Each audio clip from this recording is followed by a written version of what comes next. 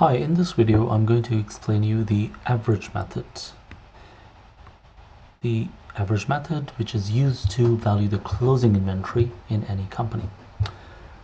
In my previous video you must have watched the FIFO method.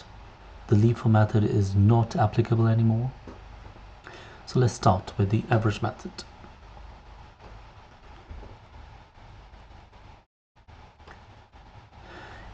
The easy way to understand the average method is when companies buy stock, they store it in the warehouse, and when they buy the second stock, they just mix it with the first stock. It's just like you have a jar of sugar in your kitchen. When the level of sugar goes down, you buy new sugar and you top up the sugar jar. You do not use the old one and the new one later. No, you just mix it up. Similarly, in this question, when we will be buying new stock, we will always take the average. You can see in this question that the opening stock is 5 units and the total price is 350. Therefore, I can work out 350 divided by 5 and it is 70 pounds. But we do not have to work out the individual value at this stage, but I have shown you how to do it. Then the company bought 10 units and the value of those 10 units is 70 pounds per unit. Multiply by 10, it is 700, and we are going to take the average. 15 units and the average is 1050. So since we have got the total value and we have got the total number of units, we will take the average 1000 divided by 15 and the rate will be 70, and I'm going to write the rate in green color. So now these previous rates are irrelevant. Then the company sold 6 units, so our sales will be subtracted from the 15, the units. The price will be 70. We are going to use that same price and therefore the total is 420. We will subtract it and therefore the number of units left are 9 and this is 630, the total value of 9 units. Then the company bought 7 units at the price of 72. We will multiply 7 by 72 and the total is 504. We will add them together.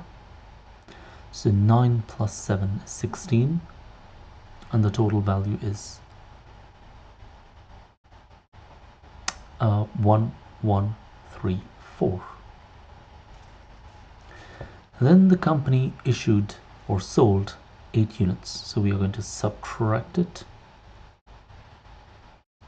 Multiply this by the way, we have to, when we calculated 1134 and 16 units, we have to take the average, and the average will be, the new average will be 71. So that means the previous figure is irrelevant. So we added the units together, we added their totals, and then we divided the total with the units. So 1134 divided by 16. Over here I took 1050 divided by 15 and I calculated the average. So follow the green colors. Since we calculated the average price, which is 71, so 8 will be multiplied by 71 and therefore 871 times will be 568. That will be subtracted.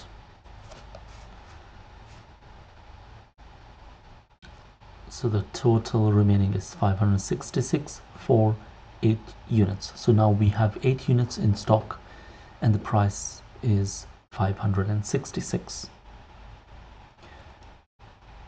Then company bought 8 more units at the price of 75. So 8 into 75 is 600. Straight away we are going to add the units and we are going to add the totals to work out the average value per unit.